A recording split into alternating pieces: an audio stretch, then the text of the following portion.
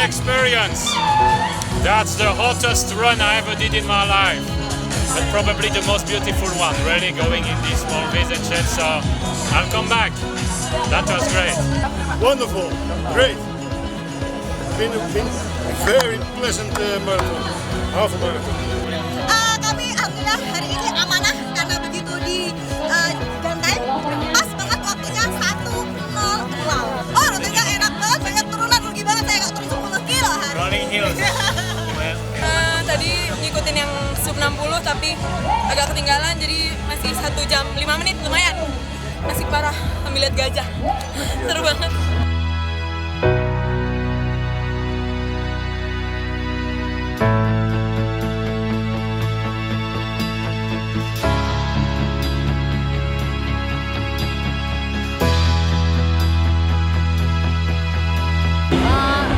Kalau Bormar memang saya setiap tahun itu menunggu ya, kebetulan ini juga tuan-tuannya Jawa Tengah, treknya juga selalu menarik, banyak gimmick-gimmick yang harus ada nutrisi kebahagiaan dan dilihat kesenian itu cukup memberikan motivasi. Yang terkesan ada dua tadi, orang tua yang lari mendorong anaknya yang penyandang disabilitas.